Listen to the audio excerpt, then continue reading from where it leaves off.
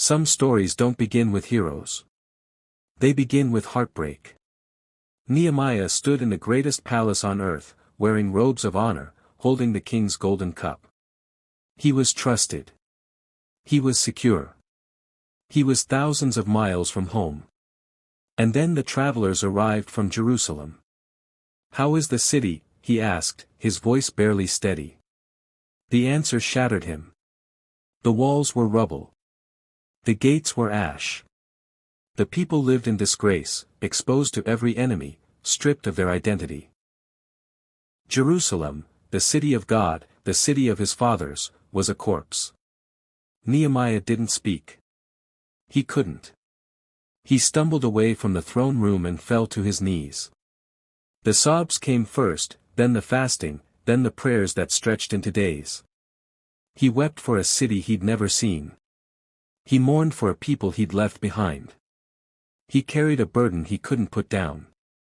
"Lord," he whispered through tears, "remember your covenant.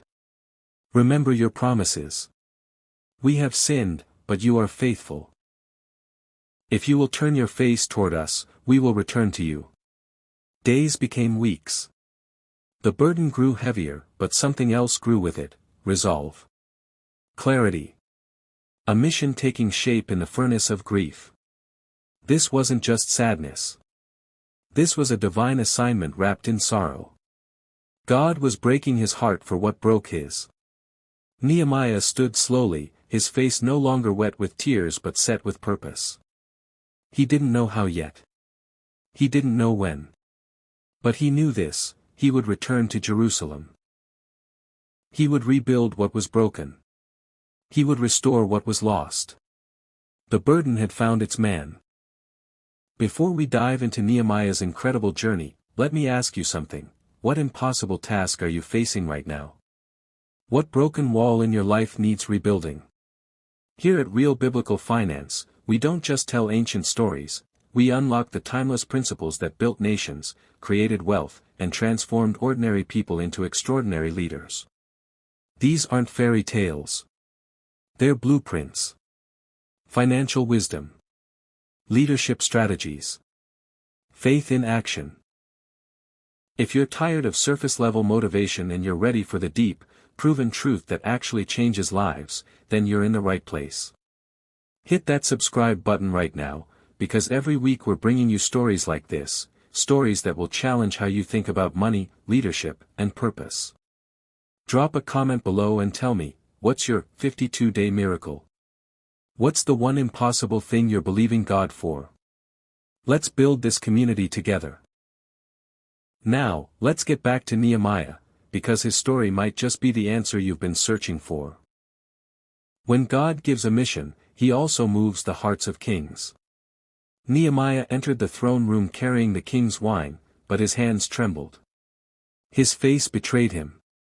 For months he'd hidden his grief behind practiced smiles, but today the mask slipped. Artaxerxes noticed immediately. "Why is your face sad?"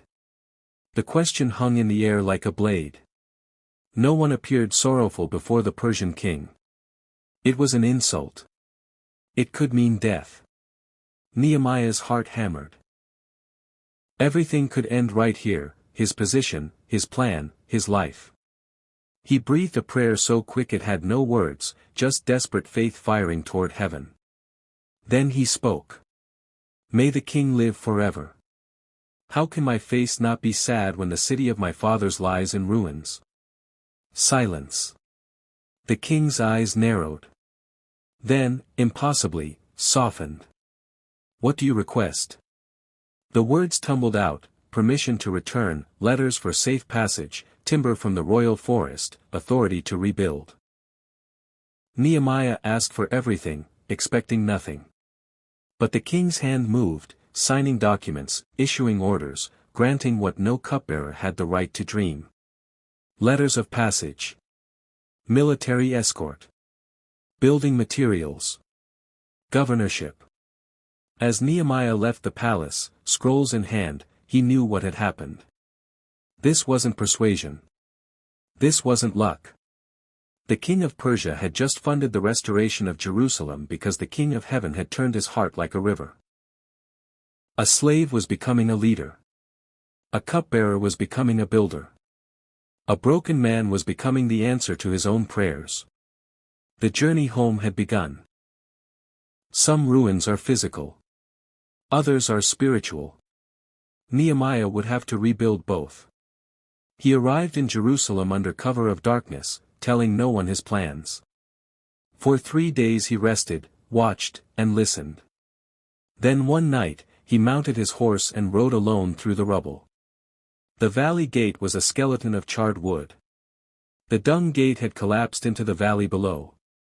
The fountain gate no longer held water, only memories. Everywhere, scattered stones, burned timber, broken dreams. The devastation was worse than reported. Much worse. His horse picked carefully through debris that had been walls. These weren't just stones. They were identity. Protection. Dignity. Without walls, Jerusalem wasn't a city, it was a camp of refugees living on sacred ground they couldn't defend.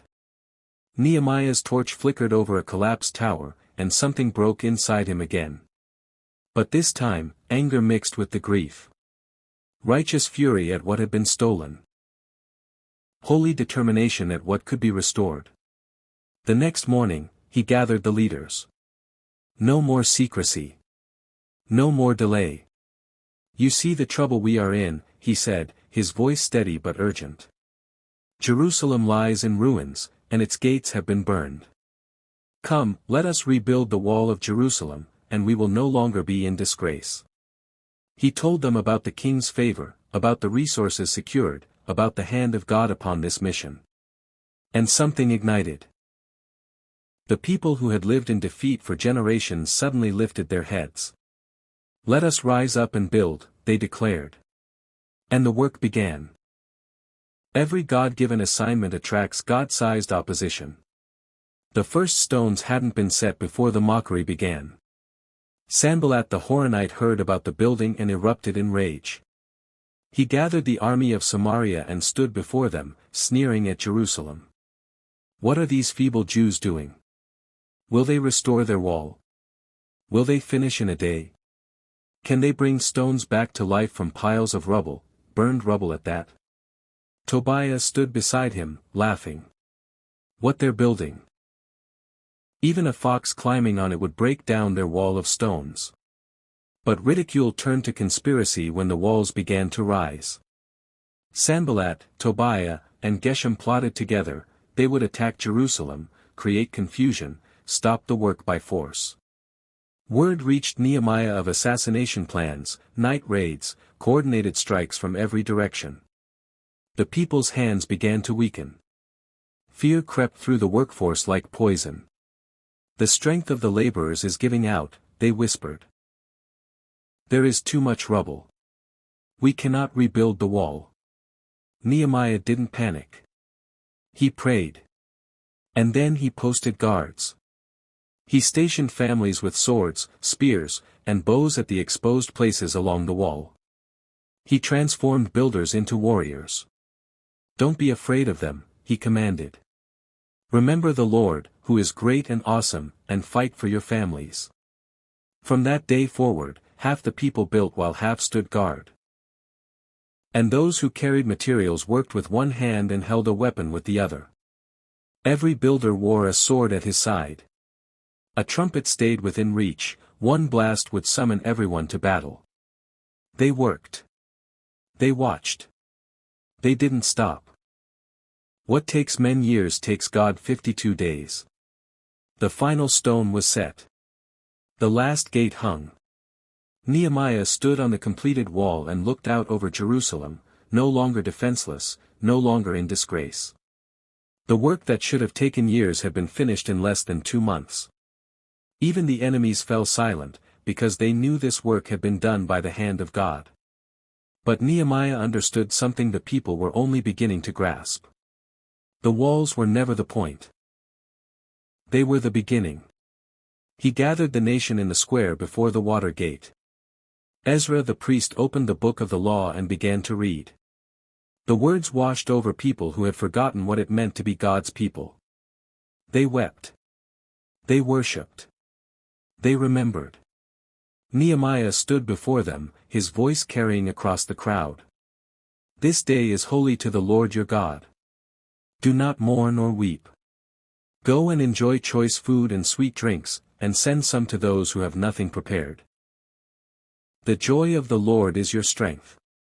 The celebration lasted days, but the transformation went deeper. Nehemiah reorganized the city, restored worship, reinstated justice, rebuilt identity. He confronted corruption, ended exploitation, renewed covenant. The walls had created space for the people to become who they were always meant to be. Nehemiah wasn't just a builder of walls. He was a builder of souls. He had returned to Jerusalem with a burden and left it with a nation. Restored, renewed, revived. Some stories don't begin with heroes. But sometimes, when a broken man meets a faithful God, they end with miracles. And the impossible becomes 52 days of proof that nothing is too hard for the Lord.